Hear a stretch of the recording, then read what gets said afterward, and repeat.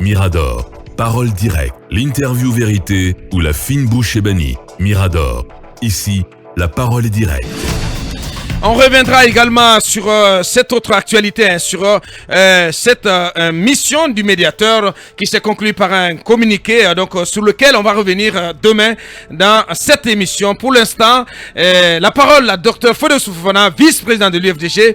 Il est à sa première dans ce studio. Il est notre invité prestige en ce début de semaine. Bonjour à vous, Dr Fodos Fofana. Bonjour, Avocat Diallo. Le plaisir de vous recevoir ici. Plaisir entièrement partagé. Ouais. Je voulais d'abord vous féliciter. Bien.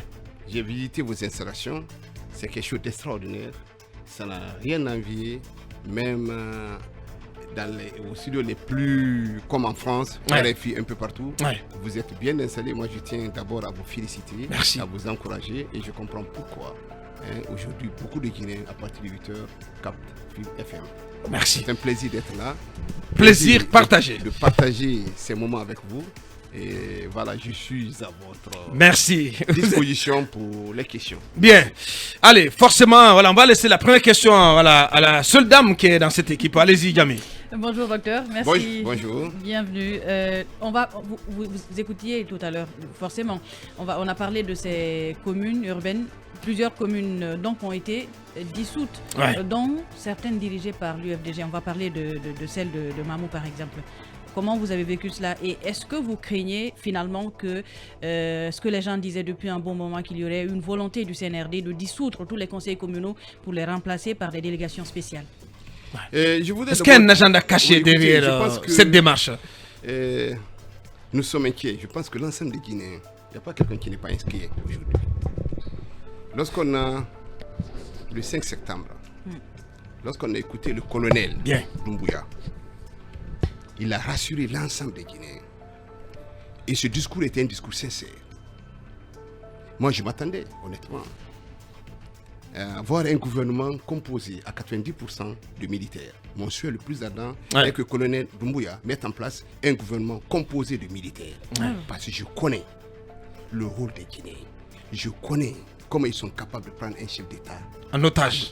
Aujourd'hui, on a perdu complètement. Je pense que le colonel Doumbouya, s'il ne fait pas très attention, il sera responsable de tout ce qui va arriver ici. Parce que c'est un soldat sauvé. Écoutez, le problème de la Guinée, c'est pas les militaires. Non, ce que je veux dire, aujourd'hui, votre propos est de dire il faut sauver le soldat Mamadi Doumbouya. Il faut le sauver parce qu'il est entouré des gens qui ne disent pas la vérité. Il est entouré des Guinéens que nous avons connus, qui ont été à l'origine de tous les problèmes qu'on a connus dans ce pays. Ça veut dire que Monsieur Alpha non, mais quand vous dites cela, alors qu'on connaît bien entendu, docteur, mais je ne veux pas vous laisser aller sur ce terrain. Quand vous vous en prenez aujourd'hui à des Guinéens, c'est vous qui le dites, qui ont été à l'origine de tous les problèmes que ce pays a connus, alors qu'on connaît bien entendu l'entourage du président et le gouvernement. Il n'y a pas d'hommes, ou il y a peu d'hommes qui ont appartenu aux anciens régimes et dans l'entourage du président et même au sein du gouvernement. Oui, allez-y. Écoutez-moi. Monsieur Alpha Condé, quand il est arrivé au pouvoir, c'est après 25 ans. 40 ans de combat. Le premier discours qu'il a tenu, c'était dit je vais faire de la Guinée un pays émergent. Il était sincère. Qu'est-ce qui est arrivé? Comment on s'est retrouvé dans cette situation de troisième mandat? C'est parce que certains à côté de lui l'ont poussé, ont fait de lui un super homme, ont même dit que c'est un dieu vivant, qu'il peut faire ce qu'il veut. Voilà la situation dans laquelle nous sommes. Quand Dadis est arrivé, je connais Dadis, je le connais à l'université. C'est quelqu'un du bien qui ne peut même pas tuer une mouche.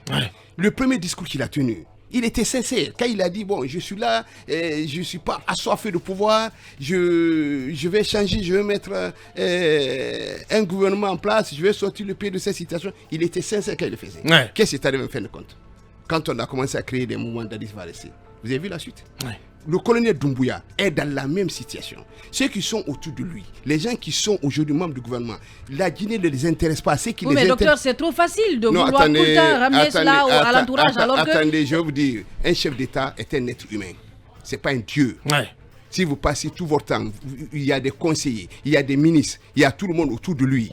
Si on ne fait pas très attention, ces gens, vous les connaissez. Ça veut dire qu'aujourd'hui, il n'y a pas eu de critères pour les nominations. On a vu des gens, certains parmi eux qui passaient tout leur temps comme on appelle, au palais des nations pendant des mois et des mois pour être ministres. Leur objectif est qu'ils continuent à être ministres. je vous dis, nous sommes dans une situation où nous sommes tous interpellés parce que ce pays... Parce que l'heure est grave. Non seulement l'heure est grave, mais il y a la peur, il y a tout. Mais docteur, par rapport à la dissolution des conseils communaux, est-ce que vous voulez imputer ça au ministre de l'administration du territoire, puisque vous parlez de ministre et de gouvernement? Je parle d'une situation, bien sûr. Qui est responsable des communes? On n'est pas dans la jungle. Il faut respecter la loi. Le colonel a dit quoi? Il a dit la justice va être la boussole. Mais est-ce qu'aujourd'hui il y a la justice? Est-ce qu'il y a la justice juste? Il faut être... Si les lois ne sont pas respectées, je me suis amusé. Moi, je ne suis pas juriste. Mais qu'est-ce que j'ai fait? Par curiosité, j'ai pris le soin de consulter le code de collectivité locale qui indique dans quel cas ou dans quelles conditions un conseil communal peut être dissous par le président de la République. À cet égard, c'est très clair. L'article 80 du code dispose: le conseil d'une collectivité locale dont le tiers au moins des membres ont été reconnus coupables par le tribunal de première instance d'avoir commis des crimes ou des délits peut être dissous sur proposition du ministre de l'Administration. Nous, on n'est pas dans la jungle. Pour dissoudre, se lever comme ça, prendre un décret, personne ne sait même ce qui s'est passé. Vous ne les envoyez pas au tribunal, vous ne les confrontez pas, vous ne montrez pas qu'ils ont détourné. Et puis vous prenez un décret pour dire ils sont dissous. Et puis le ministre dit bon, par malversation. Vous savez, ça c'est des pères. Est-ce que, docteur, cette disposition n'est pas obsolète? Est-ce que ce n'est pas... L'un dans l'autre, la procédure... L'un dans l'autre, la procédure en la matière n'a pas été respectée. C'est ce qu'il faut retenir. Je doute fort. Ça doit être fort. J'ai consulté. C'est effectivement le code révisé. Mais permettez que je doute quand même. J'ai dit je doute fort. C'est le code révisé qui est là. Akumba, c'est le code révisé. D'accord. Donc Mohamed avait raison. Comme je vous ai dit, je ne suis pas juriste. Je me suis arrangé à regarder, à voir le code. Ce que je vous dis là, c'est ce qui est dans le code. Nous ne sommes pas dans la jungle. On ne peut pas se lever. On a vu ce pays, autant de Mathias. Les Mathias ont tué des gens ici. Tout le monde les a vus. Konatke a été pris en otage. Mais on les a jugés. Ça veut dire que même un criminel, il faut le juger. L'intention, c'est de salir des pères de famille, un président du conseil communal qui n'a absolument rien fait. Vous vous dites ils ont fait une malversation. L'image que ça donne, ce n'est pas bien. On ne peut pas condamner les gens sans les juger, sans les confronter à la réalité. Nous ne sommes pas dans la jungle. Bon sang, quand on veut parler de justice, il faut d'abord commencer à respecter les lois. Les lois, ce n'est pas un non-normal. Donc vous condamnez la procédure qui a abouti à cette dissolution. Vous pensez que l'UFDG, qu'est-ce que nous allons faire? Vous pensez que nous allons laisser les bras croisés? Qu'est-ce que vous allez faire? Non, mais attendez. Vous allez attaquer oui, bien sûr, cette décision? Ah oui, non seulement nous allons attaquer, nous allons demander à nos avocats parce que le Mamou est dirigé par l'UFDG. Ça donne l'image. C'est comme si nous, on n'a pas... Ça renvoie une mauvaise image quand même de votre parti. Voilà, exactement. Et de la gouvernance qui pourrait être le vôtre. On ne peut pas l'accepter. Je veux dire qu'on ne peut pas continuer à faire ce qu'on veut. Prendre des décrets comme ça la nuit, tel a fait ceci, tel a fait cela. Quand vous prenez des gens qui sont en prison, vous prenez Damaro, vous prenez Kassouri, vous prenez tous ces gens-là. Moi, je ne suis pas contre. Quand on a été... Il faut lutter contre la corruption, tout le monde est d'accord. Mais il faut quand même mettre les procédures. Quand vous prenez quelqu'un, amenez-lui à la justice, confrontez-lui à la réalité, donnez-lui la possibilité de se défendre. Vous ne pouvez pas mettre des gens en prison et puis vous dites il faut payer 10 milliards de caution pour qu'on te libère. On ne sait même pas qu'est-ce qui s'est passé. Moi, je ne suis pas là pour défendre quelqu'un. Je connais Damaro. J'ai passé 6 ans avec lui. Je le connais. Mais on vous opposerait à vous entendre, à entendre ce discours. On vous rétorquerait que si vous exprimez ainsi, c'est parce que votre leader est aussi dans le viseur de la CRIEF.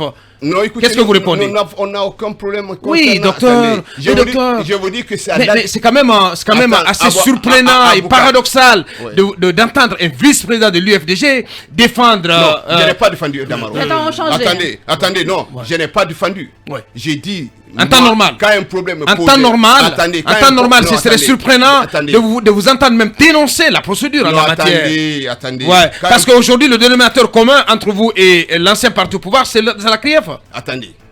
Quand un problème est posé, il y a un fond, il y a une forme. Moi, je suis d'accord. Quand quelqu'un est coupable, il faut le condamner. Je suis contre la corruption. Je ne suis pas d'accord que quand vous êtes au pouvoir, quand on vous confie des responsabilités, que vous continuez à dilapider. les biens, les ressources du pays. Ce n'est pas bien.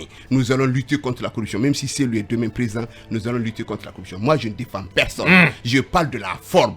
Quand il y a un problème, quand il y a une différence entre le fond et la forme, il faut regarder la forme. Je dis, je ne suis pas d'accord. Parce qu'aujourd'hui, les gens se posent la question. Ces gens-là sont des pères de famille.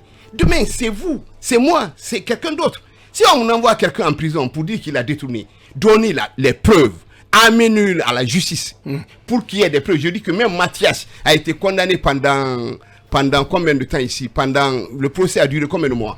Je dis encore, la justice doit être une école. Si vous passez des gens, vous les confrontez, ça va obliger les autres dirigeants à ne pas se comporter comme ça. Bien, Mohamed Kaba. Alors, on reste dans le cas de la justice. Alors, docteur, comme vous avez répété au moins 6 fois que la justice... vous avez parlé de la boussole par contre, et c'est le colonel qui nous a promis que la justice sera la boussole désormais. Aujourd'hui, le ministre de la Justice, Charles White, est en conflit avec l'association des magistrats de Guinée. Est-ce que selon vous, docteur Fodou Soufana, Charles White aujourd'hui est l'homme de la situation? Écoutez, je vais vous dire clairement, moi je ne connais pas Charles White. L'image que j'ai eue de lui, c'est le magistrat qu'on a connu, qui défendait, qui était prêt, qui a affronté le chef de l'État, qui a défendu les Foniki Mangué, qui a même failli perdre son poste. On l'a vu à Dubrika. Ce magistrat-là, je le connais. Je dis, on l'a apprécié. Quand Charles White a été procureur de la République, les prises de prison qu'il a eues, c'est comme ça qu'il a été connu. Mais aujourd'hui, on est dans quelle situation? Qui est responsable du respect de la loi dans ce pays? C'est le ministre de la Justice. Est-ce que vous pensez que la justice est respectée dans ce pays? Est-ce que vous pensez que les lois sont respectées dans ce pays? Est-ce que vous n'avez pas peur pour vous-même? Est-ce que vous, aujourd'hui, vous pouvez dire, je suis dans un pays, si je ne suis pas en faute, je ne peux pas être en porte-à-faux avec la loi. Moi, je pense que, honnêtement, le ministre Charles White, son droit le plus absolu, c'est de continuer à travailler comme un véritable ministre de la Justice. Le Charles White, magistrat, je le respecte, le ministre de la Justice doit se démarquer, doit prouver que dans ce pays-là, quand on n'a pas tort, on n'aura pas peur de la justice. Eh bien, est-ce que sur le terrain, mais écoutez, les actes qu'il pose... Mais attendez, les actes qu'il pose, quand vous prenez les magistrats, il est en conflit avec les magistrats. Il est en conflit avec tout le monde. Il suspend. Il y a le Conseil supérieur de la magistrature. Dès que vous sortez en dehors des procédures, vous êtes en porte-à-faux vis-à-vis de l'ordre. Même si vous êtes le ministre de la Justice. Est-ce qu'il a le droit de se lever comme ça, suspendre le juge Diawara? Le juge Diawara. Je n'en sais rien. Pourquoi les magistrats se soulèvent contre lui? À mon humble avis, si au niveau même de la juridiction, au niveau du juge, au niveau du Conseil supérieur de la magistrature, au niveau des juristes, ils ne s'entendent pas dessus, on est mal barré. Dans ce pays-là, on se rend compte que la situation est très grave, on est dans une situation compliquée. Je pense que Charles White doit faire en sorte pour soigner l'image de la justice guinéenne. Allez, on poursuit avec vous, Akoumba Diallo. On va s'intéresser au discours prononcé récemment par le colonel Mamadi Doumbouya. Docteur, lors de la remise du rapport final sur les assises nationales, le président Doumbouya a tenu un discours quand même qui a effrayé des peureux comme moi. Un discours catégorique, martial. Est-ce que vous avez eu le temps de l'écouter, de l'interpréter? Et si oui, qu'est-ce que vous pouvez partager avec nous sur votre compréhension du discours du colonel? Lorsqu'il dit à la tribune de la remise de ce rapport synthèse qu'ils ne reculeront devant personne, qu'est-ce que cela vous inspire comme communication venant de la première autorité du pays en ce moment? Mais quand j'ai vu dans le micro, le président de la transition donner un discours comme ça, je dis que c'est très grave. Le ton. Il est le président de la transition. Il doit être à l'écoute des Guinéens. Il doit rassurer l'ensemble. Il faut rapprocher le micro de l'invité. Il doit rassurer l'ensemble des Guinéens. Il doit tenir un discours qui va dans le sens de consolider l'unité nationale. Il doit être dans la logique d'un chef d'État qui rassemble.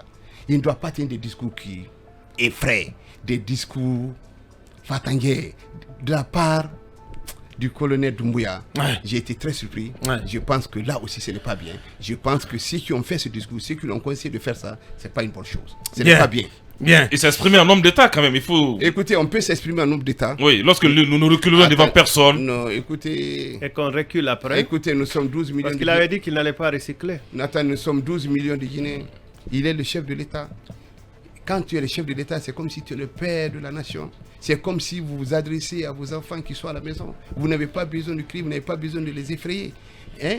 Ça fait que ce n'est pas contre d'autres pays, ce n'est pas contre les criminels, ce n'est pas contre les rebelles. Il s'adresse aux Guinéens. Il a la responsabilité de nous gouverner. Il doit nous rassurer. Il doit tenir un discours pour que les Guinéens soient rassurés, que l'ensemble des Guinéens soient rassurés. C'est de ça qu'on attend. On n'a pas besoin de tenir un discours comme ça. On peut être ferme. On peut gérer normalement le pays, on n'a pas besoin de tenir comme ça, on ne reculera devant personne. Il n'a pas d'adversaire. En plus, le colonel Doumbouya doit comprendre que les Guinéens, il n'est pas l'adversaire des Guinéens, il n'est pas l'adversaire des politiques.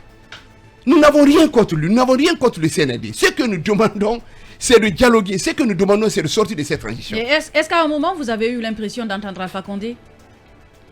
Mais écoutez, je pense que... En l'écoutant, oui. J'ai pas envie de parler de M. Alpha Condé puisqu'il n'est plus là. Pourquoi? Il le faut pourtant, attendez, non, il n'est plus là. La réaction que les Guinéens ont eue quand le 5 septembre, M. colonel Doumbouya devait tenir compte de ça.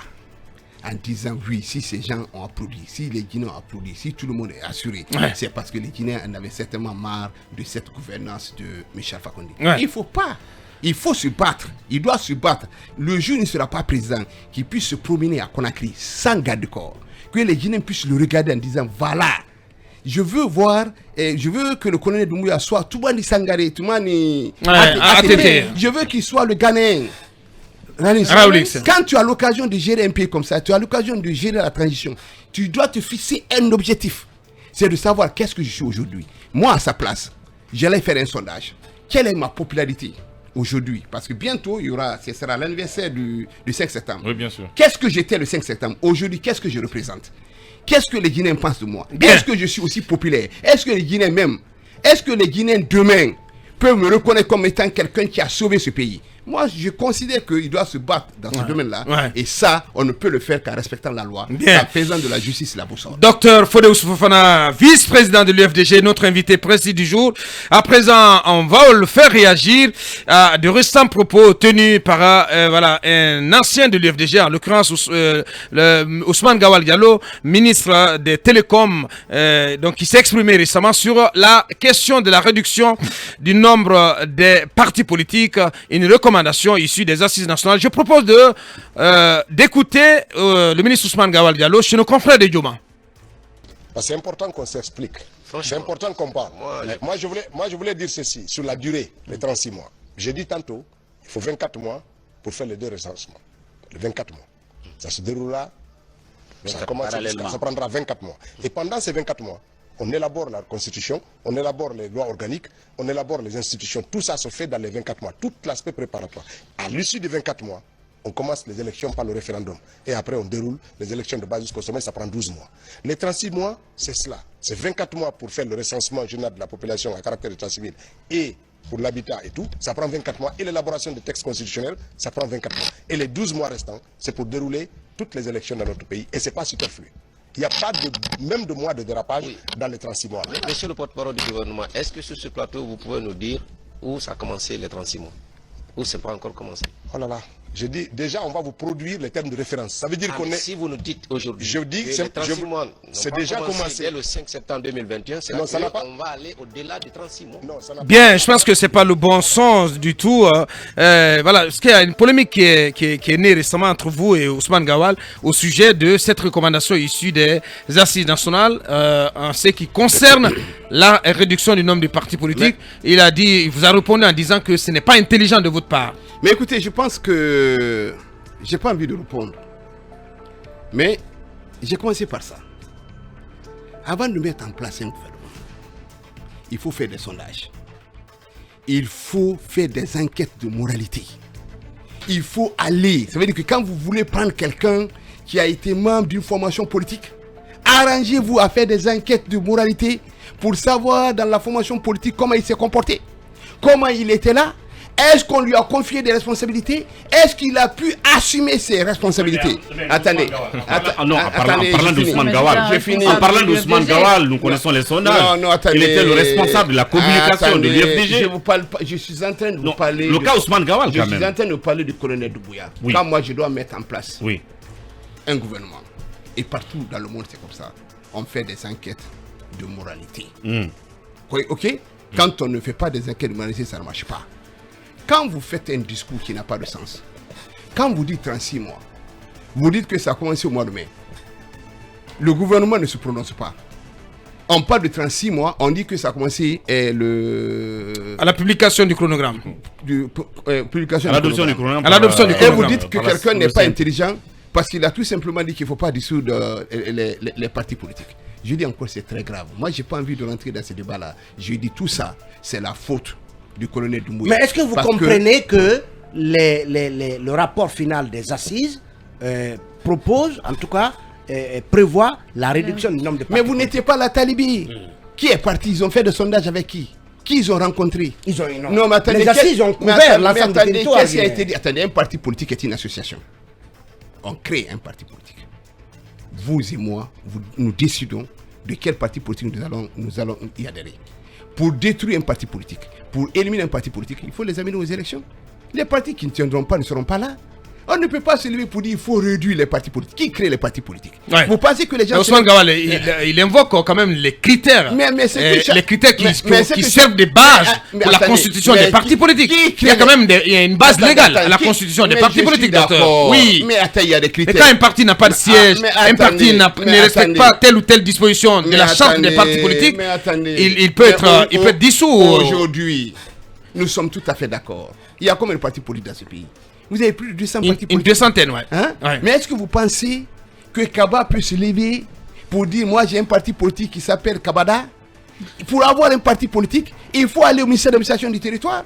Pourquoi au niveau du ministère de l'administration du territoire, on ne met pas des critères? Oui, mais... Parce que pour créer un parti politique... Docteur, attendez. Les partis politiques fonctionnent depuis plusieurs décennies quand même. Il y a un moment donné, il y a lieu de s'arrêter pour questionner le fonctionnement de ces partis. Mais on est tout à fait d'accord. Personne ne dit qu'il ne faut pas regarder les partis politiques. Il faut aller au chef des partis politiques. Tout le monde est d'accord. Il faut aller regarder, est-ce que le parti politique a un siège? Il y a des partis politiques ici qui n'ont que leur agrément.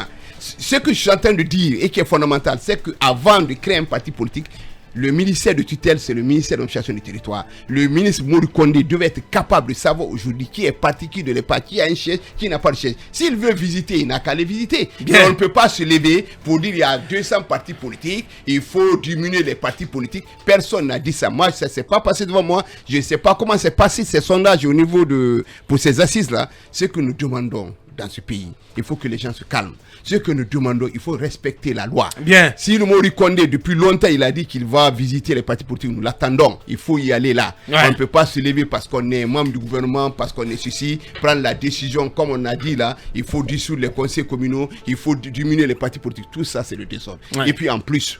Tout ça, c'est le désordre. Voilà. Quand on dit, c'est 36 mois, le minimum, c'est de dire pourquoi c'est 36 mois. Il faut donner ça.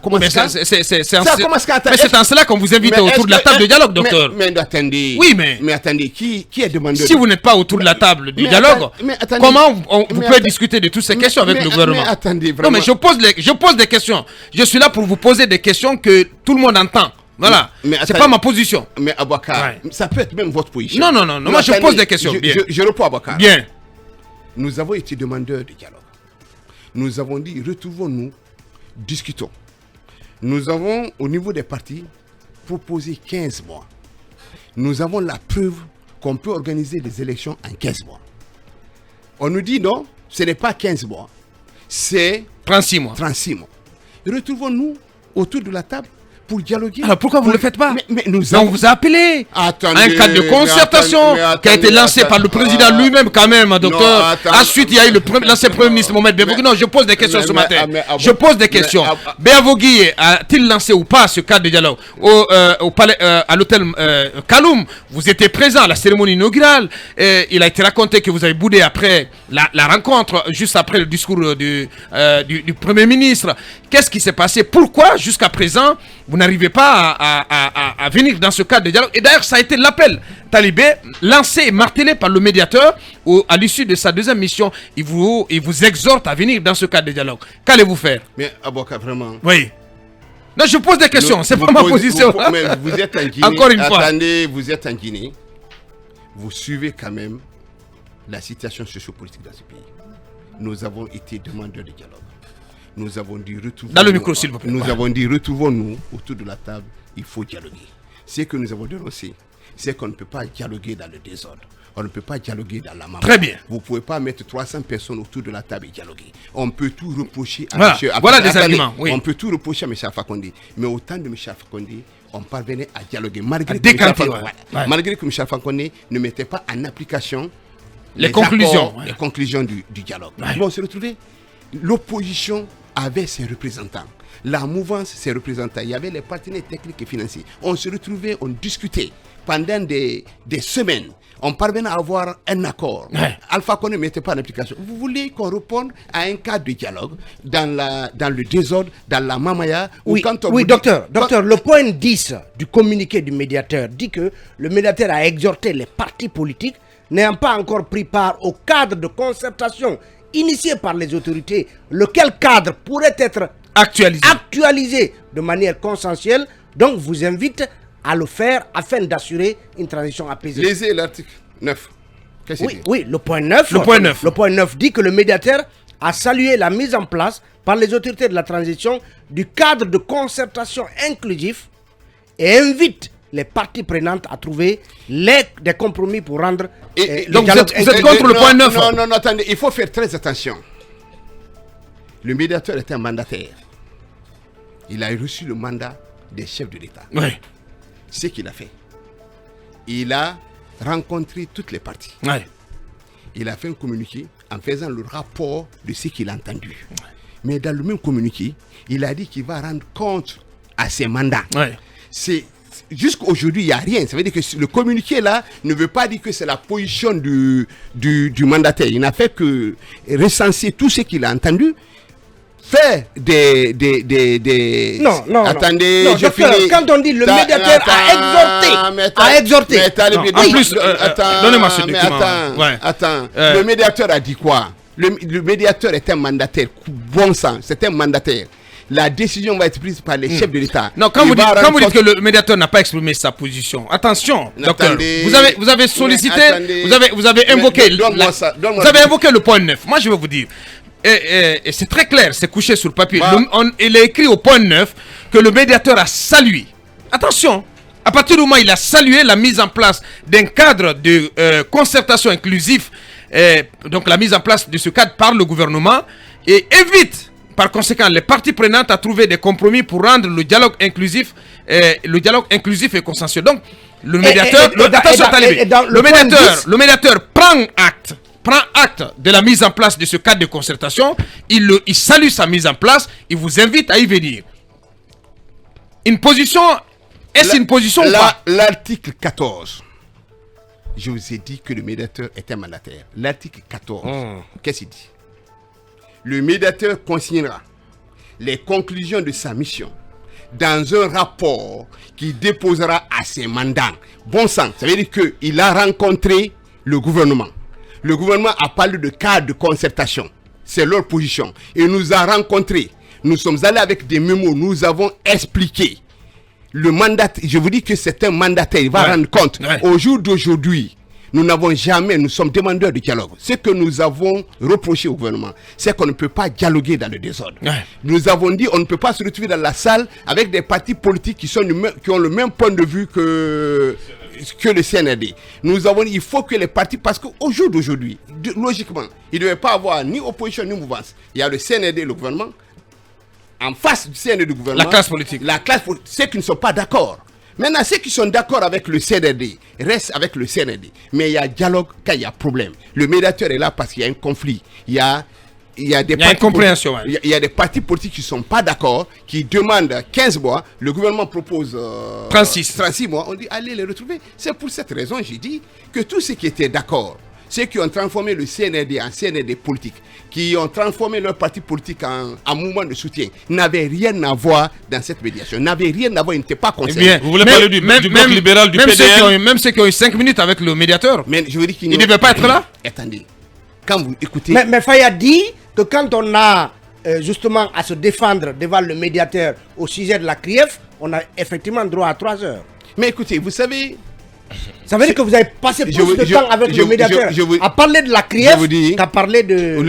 Le rêve de certains partis politiques, leur rêve, c'est de voir Sidi éliminé, Sidi a éliminé, tous ces grands leaders, il faut les éliminer. Lansana Kouyaté? Non, attendez. Parce que si vous les éliminez pas, nous n'avons Vous ne citez pas Lansana Kouyaté. Nous n'avons pas de moyens d'accéder au pouvoir. Ça, comment un leader de parti politique? Parlez de Kassori. Non, attendez. Président du conseil exécutif provisoire du RPC. Un leader de parti politique peut souhaiter à un candidat d'aller devant la greffe. Moi, je dis, en ce qui concerne le président Selou, on ne se reproche de rien. Pour nous, c'est à l'accusateur de donner les preuves de l'accusation. Il faut faire attention. J'ai écouté le président Lansana Kouyaté, mais j'ai peur, j'ai pris ma tête. Oh là là. Oui, mais c'est catastrophique. Premier ministre, président d'un parti politique, qui a été... président de la commission de la CEDEAO. De la CEDEAO. Secrétaire de la CEDEAO. Exécutif de la CEDEAO. Qui dit, puisque nous avons tout simplement demandé de nous donner la liste des membres du CNRD. Vous savez ce qu'il a dit? Il a dit non. Quand vous regardez sur les tenues des militaires là, vous allez voir CNRD. Additionner, allez compter. Ça veut dire que chaque fois que tu vois un militaire, tu notes. Quand tu vois 2, tu 2. Quand tu vois 3, si tu veux connaître le nombre de membres du CNRD, il faut aller... Mais ça, c'est extrêmement grave. Je vous dis, c'est pour ça que je dis. Aujourd'hui, certains n'ont pas intérêt à ce qu'on organise les élections ici. Et je suis profondément convaincu que cette situation est une situation catastrophique. Et je crois fermement que quelle que soit la bonne volonté du colonel Doumbouya, s'il est pris en otage par des conseillers qui ne disent pas la vérité, qui défendent leur intérêt, ça ne marchera pas. On connaît comment ça s'est passé ici. On sait certains pour avoir des postes de responsabilité, ce qu'il fallait faire. Il fallait tout simplement venir attaquer Selou, venir attaquer l'UFDG, venir raconter des histoires sur Selou pour avoir des postes de responsabilité. Bien, nous le savons. On va continuer avec vous, Mamadou Ouri Diallo. On reste donc dans le cadre de la médiation du docteur Thomas Boniaï. Alors, après l'idylle du 5 septembre où on a composé même des chansons pour Mamadi, est-ce qu'on peut dire aujourd'hui que c'est le désenchantement total chez vous? À l'époque, il y avait quand même apprécié cela. Deuxièmement, il y a quand même le départ de Mohamed Beavogui. Ce que vous en pensez, ce que vous retenez de l'homme. Et puis, votre rencontre avec le médiateur. Tout le monde veut savoir, est-ce que vous aviez des exigences ou des préalables? C'est vrai que d'abord, Kiridi a été votre porte-parole. Beaucoup se demandent aujourd'hui comment ça s'est passé, que Kiridi soit porte-parole de l'UFDG et bien d'autres. Et puis, il a dit que la conclusion de votre rencontre reste à la discrétion du médiateur. Mais est-ce qu'on peut savoir au moins si vous aviez des préalables, vous aviez des exigences au médiateur? Absolument. Il faut d'abord commencer. Pourquoi il y a une crise? Pourquoi on se retrouve dans cette situation? Qu'est-ce que nous avons demandé? Parce qu'au départ, je vous ai dit qu'on a applaudi le colonel Doumbouya. C'est l'ensemble des Guinéens qui l'ont applaudi. Tout simplement parce que le discours qu'il avait tenu ce jour-là était un discours qui rassurait. Quand quelqu'un vous dit « je ne suis pas candidat », la justice va être la boussole. Personne ne sera candidat. On va organiser les élections, nous allons partir. Les gens ont applaudi. Par rapport aux 11 ans de M. Alpha Condé, les gens étaient pressés de finir avec M. Alpha Condé. Aujourd'hui, il faut donc vous n'étiez pas naïf en le faisant? On l'a fait sciemment. On l'a fait parce qu'on était... Avec bonne foi. De bonne foi. Il était sincère. Nous en pensions qu'on était sincère. Le problème est le regret total. Qu'est-ce qui a été à l'origine des problèmes? D'abord, le refus, j'ai dit encore, dans le mépris et l'arrogance, de répondre à l'appel du dialogue sur la transition. Nous avons demandé à ce qu'on se retrouve les forces vives de la nation autour de la table et dialoguer. Ça n'a pas été fait. Deuxièmement, l'élaboration unilatérale, il ne faut pas l'oublier, de la charte de la transition. Troisièmement, la violation répétée et délibérée de la charte de la transition. La mise en place d'un gouvernement, comme je vous ai dit, moi, à mon humble avis, il aurait pu mettre un gouvernement composé de militaires. La désignation autoritaire des membres du CNT.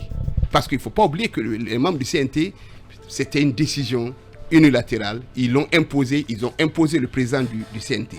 La volonté aujourd'hui du ministère de l'administration du territoire de vouloir organiser des élections. Tout ça, c'est source de conflit. La confiscation sans base légale des maisons des leaders. Il ne faut pas oublier la maison de Selou, la maison de Sidia. Qu'est-ce qu'on a demandé? Si la justice était la boussole, comment voulez-vous qu'on vienne démolir la maison de Selou au moment où le dossier est à la justice? Quelle image ça donne à la Guinée? Vous pensez que ça peut amener la paix? Vous pensez que c'est normal qu'on amène c'est comment la maison de Sidia, on donne ça au ministère BGDA. Vous pensez que c'est normal? l'arrestation et la cassation des leaders des partis politiques. Quand vous arrêtez quelqu'un, il faut donner la preuve pourquoi vous l'arrêtez. La violation répétée des libertés. L'interdiction des manifestations. Vous pensez que c'est acceptable dans un pays? Tout ça, c'est source de problèmes. Tout ça, c'est source de conflits. Tout ça va dans le sens d'empêcher l'apaisement. Qu'est-ce que nous proposons? Nous avons dit et nous insistons. Et j'insiste là-dessus. Il faut la mise en place, ça c'est les préalables pour nous. Ça c'est incontestable, ça je vous le dis. Vous l'avez dit clairement au médiateur. Allez-y, on veut entendre ces préalables. On l'a dit clairement au médiateur. Ça c'est sans embâche, on le dit à visage découvert pour que tout le monde l'entende. Je pense que le colonel Doumbouya, là où il est, il m'écoute. C'est clair, nous le disons à visage découvert. Pour nous, il faut absolument la mise en place d'un cadre de dialogue crédible qui mettra en face, je dis encore un cas de dialogue, qui mettra en face ceux qui ne sont pas d'accord en face du CNRD et le gouvernement. Ce n'est pas la mamaya. Ceux qui sont d'accord avec le CNRD restent avec le CNRD. Ceux qui ne sont pas d'accord d'un côté et le gouvernement d'un côté. Ce n'est pas un cas de... C'est pas la mamaya. Ça, c'est un. Bien. Deuxièmement, la libération des prisonniers politiques. Nous considérons que ceux qui sont arrêtés sont des prisonniers politiques. Y compris les Kassouri? Mais écoutez, évidemment, il parle de tout le monde. Bien sûr. Oui, c'est bon la précision. Écoutez, les Kassouri sont des... Mais ce sont les Kassouri qui sont en prison, talibé. Les Kassouri, les il y a les docteur a raison.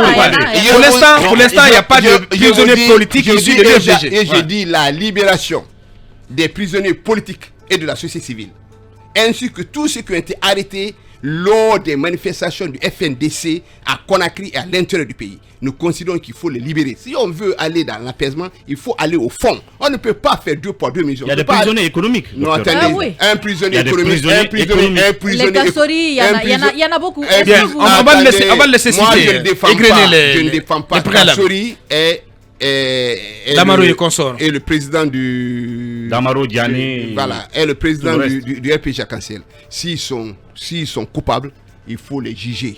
Il faut le connaître. Mais vous demandez aujourd'hui leur libération. Non, attendez, c'est clair, la libération, j'ai dit, de tous les prisonniers politiques. Troisièmement, la différence entre prisonniers politiques et prisonniers économiques. Troisièmement, si vous avez arrêté des gens parce qu'ils sont politiques, il faut les libérer, ici à l'intérieur du pays.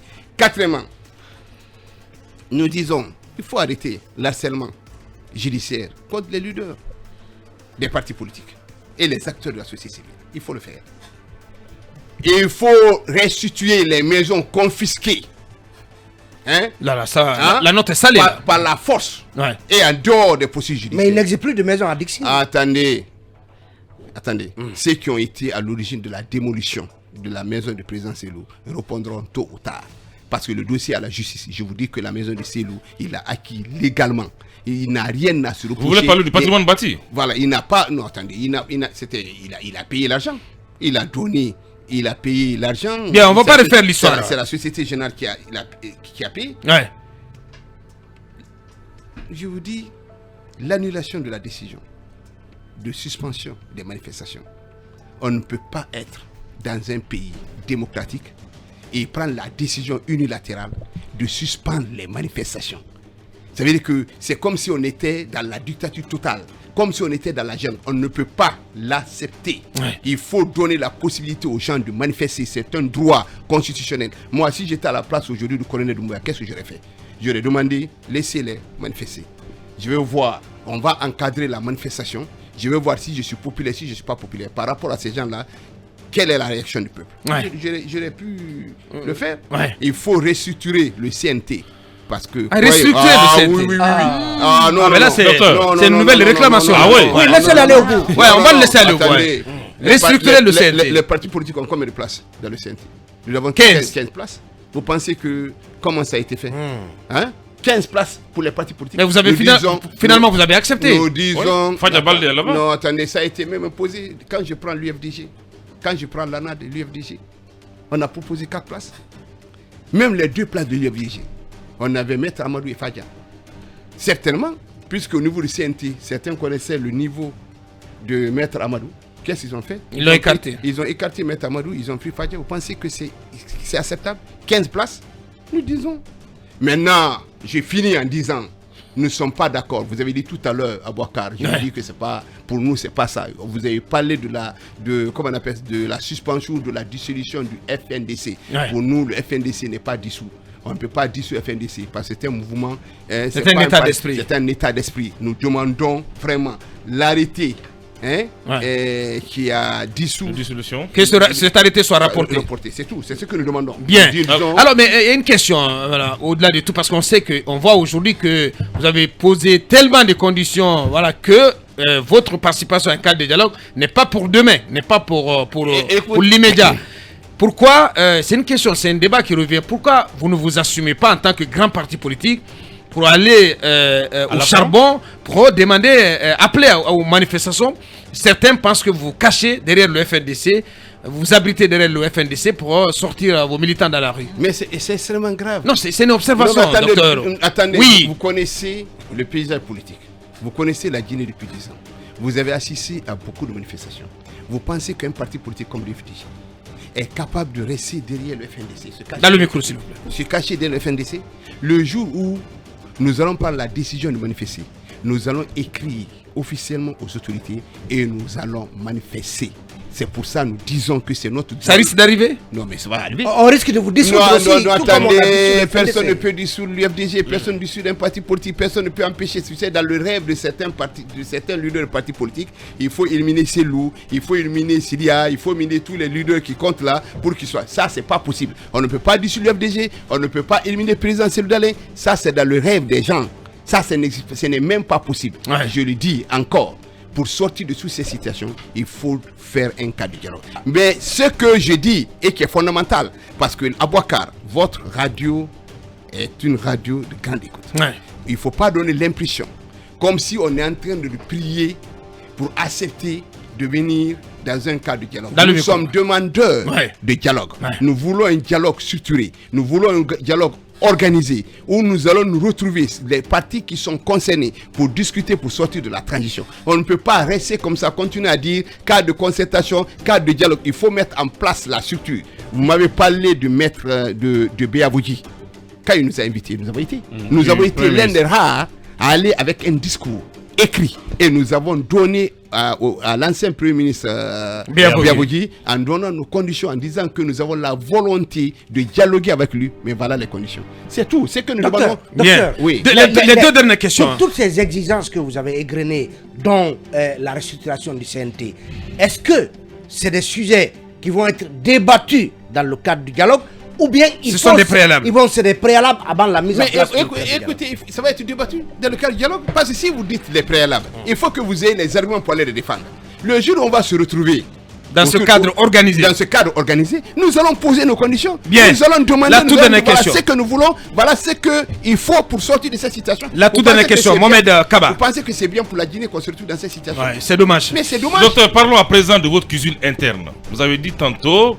On n'a qu'une minute, Mohamed. Avant de nommer un cadre, le président devait prendre le soin de faire une enquête de moralité. Est-ce qu'il y a eu des tablettes détournées à la cellule de communication de l'UFDG à l'époque d'Ousmane Gawal? Ouh là là, Mohamed. Est-ce qu'il y a eu des tablettes détournées? Là, vous avez fait sourire, docteur. Oui. C'est la première fois que je le vois sourire comme ça, voilà. Jusqu'aux lèvres.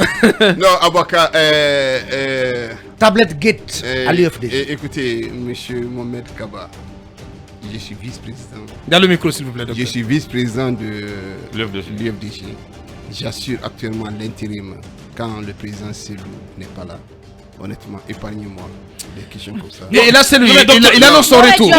Vous ne pouvez pas nier l'évidence. Non, Mohamed, on va passer. Épargnez-moi des questions comme ça. Si vous avoir des informations sur ce qui s'est passé, je vous invite à aller au siège. Donc il y a eu des tablettes détournées. Attendez. Oui, docteur, mais reconnaissez au moins. Si vous voulez avoir des informations, allez. Le coordinateur de l'UFDG s'appelle Baba Joachim. Le coordinateur de la cellule de communication. Moi, je ne rentre pas dans ces détails. Je n'aime pas dans les débats de personnes. Ça ne sert absolument à rien. Bien. Je le dis, chacun dans la vie. Mais quand les tablettes ont été détournées, non, on ne peut plus, monsieur, s'il vous plaît. Voilà, on voulait vous entendre sur le retour annoncé de votre président. Il l'a dit à l'occasion de l'Assemblée générale du samedi, qui sera de retour pour très bientôt. Vous confirmez? Mais non seulement je le confirme, mais je vous dis clairement, le jour où le président Selou doit rentrer à la fin de sa mission, nous allons faire un communiqué. Nous allons inviter l'ensemble des Guinéens, l'ensemble de militants et sympathisants à lui réserver un accueil chaleureux. Nous le ferons officiellement. Vous savez, j'aime une phrase, peut-être Akumba va le traduire. Parce que j'ai écouté ça plusieurs fois. C'est Abona, Aoula. Est-ce que tu peux... Ça veut dire que Selou, le président Selou, quand je l'ai connu en 2007, la première décision, vous savez ce qu'il m'a dit? Non. Il m'a dit, Dr Oussou, dans ce pays, aucun Guinéen ne peut me confondre. Aucun Guinéen ne peut me confondre parce que je ne suis coupable de rien. Je n'ai absolument rien fait qui peut m'empêcher de regarder les Guinéens en face et de marcher. Les anciens collaborateurs des différents ministères dont j'ai été dirigeant. Ouais. Ces gens-là ont du respect pour moi. Si je me reprochais de quelque chose, je n'allais jamais m'engager en politique. Mais j'y crois fermement et je le dis ici clairement que tout le monde m'entende. Ouais. Si quelqu'un est capable de confondre Selou, j'arrêterai la politique. Personne n'est capable de le confondre. La preuve, c'est ce faux dossier de Erguiné. Dont on n'entend plus parler. Non, on ne peut pas entendre parler parce que ça, c'est un faux dossier. Non, parce qu'on le discours du docteur est politique. Non, c'est pas. Il avait dit en 2010, si Selou perdait les élections, il n'allait plus faire de la politique. Il est revenu. Et s'il me dit, il avait gagné les élections. C'est politique. Non, il n'avait pas gagné à l'époque. Non, j'ai dit, il croit à l'UFDG qu'il avait gagné.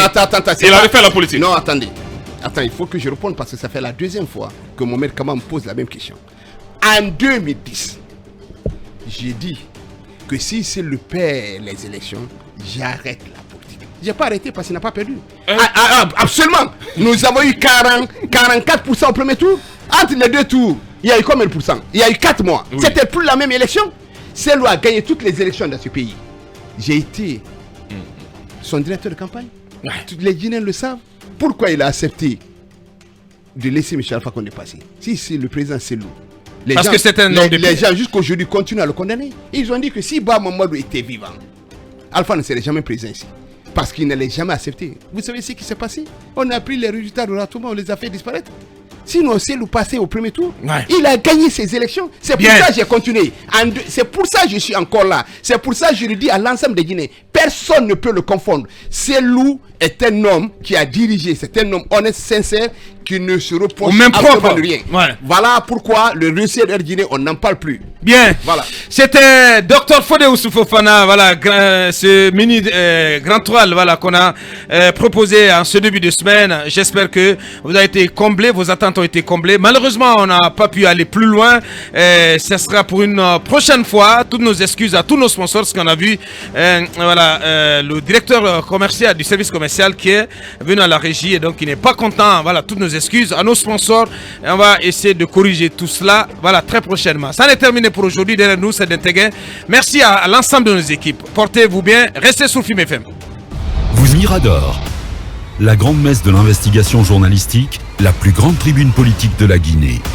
Avec Aboubacar Diallo, Talibé Bari, Mamadou Ouri Diallo, Akumba Diallo, Kabinet Fofana, Mohamed Kaba, Ibrahima Lincoln Souma, Mamadou Diambaldé.